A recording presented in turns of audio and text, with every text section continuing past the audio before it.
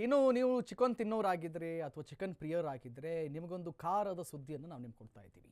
Chicken ನೋಡಿದ್ರೇನೆ ಭಯ ಆಗುತ್ತೆ. ಯಾಕೆ ಗೊತ್ತಾ? ಕಿಲೋ ಚಿಕನ್ ಬೆಲೆ ಎಷ್ಟು ಅಂತ ಹೇಳಿದ್ರೆ ಚಿನ್ನದ ರೇಟ್ ಜೊತೆಯಲ್ಲಿ ಚಿಕನ್ ರೇಟ್ ಕೂಡ ಗಗನಕ್ಕೇರುತ್ತೆ.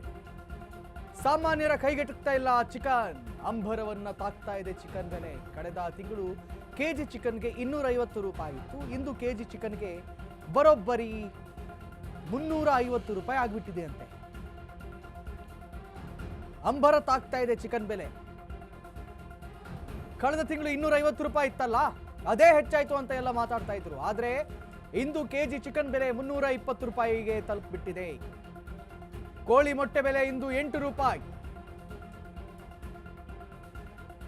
ದಿನದಿಂದ ದಿನಕ್ಕೆ ಹೆಚ್ಚಾಗ್ತಾ ಇದೆ ಚಿಕನ್ ಬೆಲೆ ಮತ್ತು ಕೋಳಿ ಮೊಟ್ಟೆಯ ಬೆಲೆ.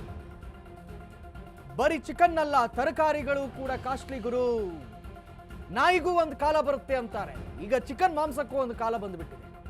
350 ರೂಪಾಯಿ ಮಟನ್ಗೆ ಸರಿಸಮನಾಗಿ ಚಿಕನ್ ಕಾಣಿಸ್ಕೊಳ್ತಾ ಇದೆ.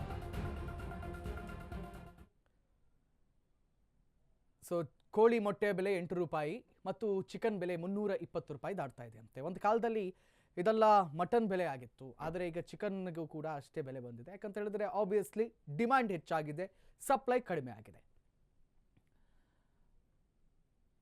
ಸೊ ನೀವು ಚಿಕನ್ ಪ್ರಿಯರಾಗಿದ್ರೆ ಕಬಾಬು ಮತ್ತೊಂದು ಮಗ್ದೊಂದು ಮಾಡಿಕೊಂಡು ತಿನ್ನಬೇಕು ಅಂತ ಎಣಿಸ್ಕೊಂಡಿದ್ರೆ, ಇನ್ನು ಮುಂದೆ ವೀಕ್ಲಿ 2 ಸತಿ 3 ಸತಿ ಮಾಡ್ತಿದ್ದವರೆಲ್ಲ ಸಂಬಳ ಬಂದಾಗ ಮಾತ್ರ ತಿನ್ನುವಂಥ ಪ್ರಮೇಯ ಬಂದುಬಿಟ್ಟಿದೆ.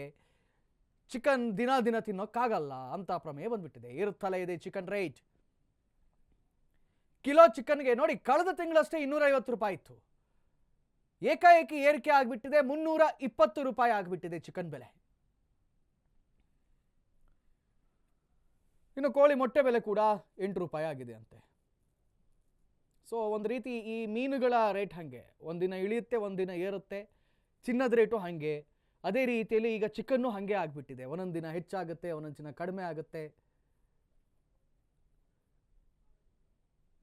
ಇನ್ನು ಕೆಲವೇ ದಿನಗಳಲ್ಲಿ 400 ರೂಪಾಯಿಯನ್ನು ದಾಟಲಿದೆ ಅಂತೆ ಚಿಕನ್ ಬೆಲೆ. ಓಕೆ, ಏರ್ತಲೇ ಇದೆ ಚಿಕನ್ ರೇಟ್. ಇನ್ನು ಕೆಲವೇ ದಿನಗಳಲ್ಲಿ, ಈಗೇನು 320 ರೂಪಾಯಿ ಇದೆ ನೋಡಿ, ಅದು ಇನ್ನು ಕೆಲವೇ ದಿನಗಳಲ್ಲಿ 400 ರೂಪಾಯಿ ಆಗುತ್ತೆ.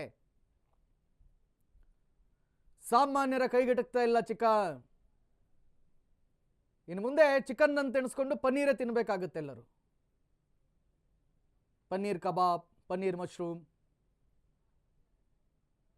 ಇದನ್ನೇ ತಿನ್ನಬೇಕಾಗುತ್ತೆ.